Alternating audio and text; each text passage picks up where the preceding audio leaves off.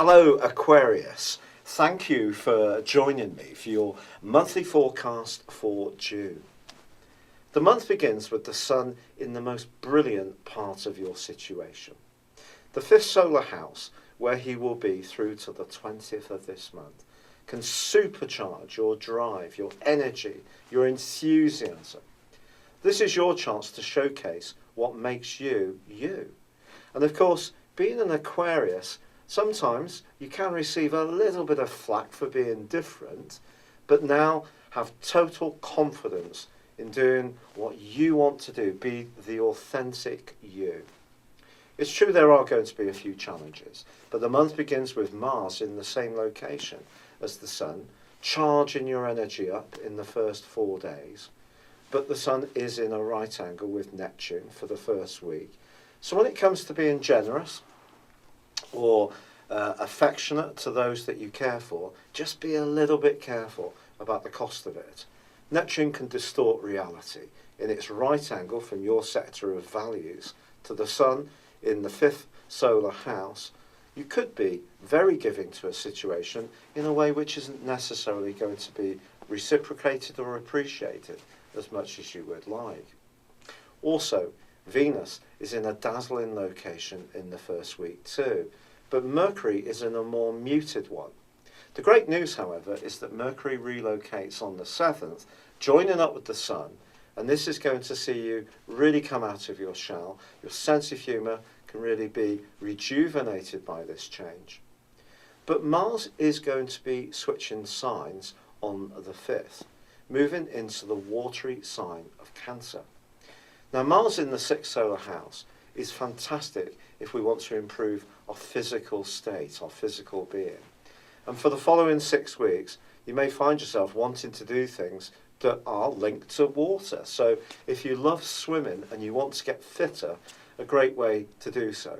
Or you could find yourself cycling, but around a lake or along a river.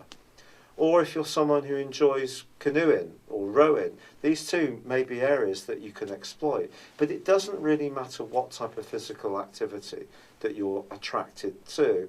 Mars in this location can certainly help you, but I think you need to feel comfortable in your environment, because that's what Cancer is about.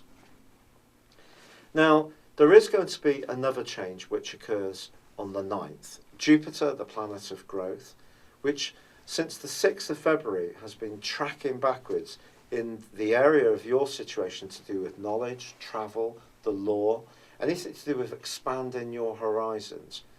Now, it's possible that there have been some, not necessarily difficulties, but some blockages around these areas during that time. Now things can start to go forwards in a very dynamic way.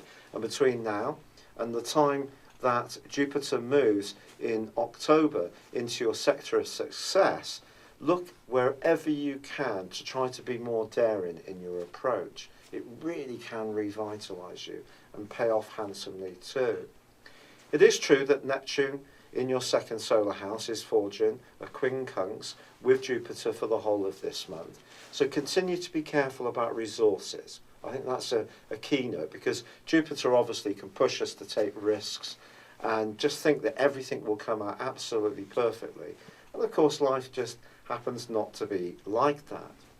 But this is a month which is going to see you think very carefully about your close involvements, be it in love or in friendships. The social dynamic that's so strong at the start of this month is definitely going to be increased with Mercury's arrival in Gemini. But on the other hand, Venus moves on the 6th into a quieter area, which is more to do with your immediate surroundings. Don't be surprised if you want to make some changes to your garden or outdoor space, or you take some walks in nature, or you invite people around to your home. Some water bearers may even decide to do some kind of redecoration scheme. But this is because Venus is going to be influencing your instincts and your environment. When it comes to your love life, therefore, it's how things feel are going to be just as important as how they look. So if you find yourself attracted to someone and they're great fun, but it doesn't feel right, well, take note of that. On the other hand, if you're with someone and it feels really right, Don't be guided by what friends think or outside influences. Listen to your inner voice. But from the 12th through to the 23rd, both Mercury and the Sun are going to be challenged by your traditional ruler of Saturn, which is in your sector of future developments, of friendships and higher principles. It's possible, therefore, that you may have a big decision to make, particularly on the back of the full moon on the 9th, which is affecting the same 5th, 11th house axis in your situation. Possibly, you could have more than one choice to make. So this can be very empowering. It's lovely to have choices. When we don't have choices, that's when life can be very difficult. But you could find that you're at some kind of crossroads in terms of your creativity, your future life hopes and aspirations. You can stay with what you know, which can be your instincts, being a fixed zodiac sign, or you can be more daredevil. Of course, with Jupiter going direct, it could be that you do decide to take a walk into the unknown. Some people, some Aquarius people, may even be jetting off to faraway places, even thinking about moving overseas altogether, as long as it feels right. Venus in the 4th solar house. But by the time of the 16th, Neptune is going into retrograde, so even more scrutiny is required around resources. Don't take anything at face value. It's important to delve beneath the surface. Remember, you are the zodiac's armchair psychiatrist, so apply that to your cash flow as well. But by the 21st, the Sun and Mercury move together into the 6th solar house, joining up with Mars. There's a beautiful new moon on the 24th as well. All of this can be really rejuvenating for you, and it's possible that you could change your job, make some practical adjustments in your situation, which perhaps let your talents flourish. Or perhaps you're going to become more earthy in your existence and look to find ways in which you can make it run that much more smoothly and efficiently. But it all needs to feel right, because that's what the planet of Cancer is about. It's the sign of Cancer is all this. Very much to do with feeling comfortable in our environment. But if you're feeling comfortable in your environment and it's working efficiently, you're doing a job that you find gratifying and it's rewarding and you can help other people, all these things are going to be very much a blessing for you in the latter days of June.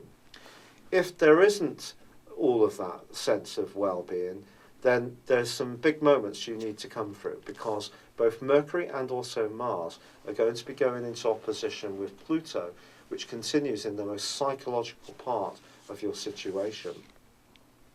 This suggests that certainly in terms of your professional interactions, if there have been any secrets bubbling around in the background, they could suddenly come to the fore. Or perhaps you're going to view things in a new light. Your personal insights can definitely develop and evolve in the last phase of this month. But there's one influence I've not told you about yet, Aquarius, and it involves the point of destiny, the North Node, which if you tuned in last month, you'll know moved on the 9th into your opposite sign. This is a wonderful opportunity to bring relationships more to the centre of your world.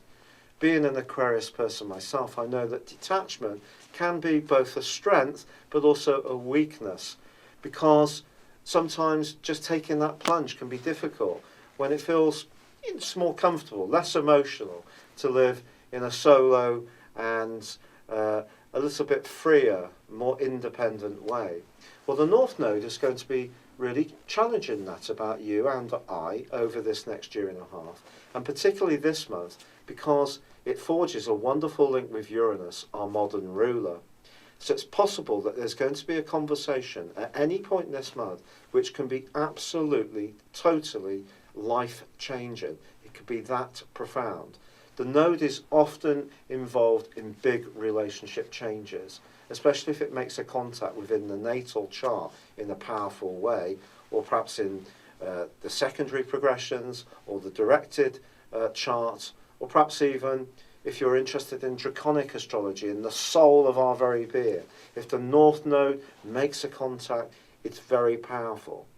But this particular influence can suggest that that more free-spirited, libero part of your nature can actually find someone who gets it in a big way, in a way which is not going to be threatening, can be really exciting, but it may require some change.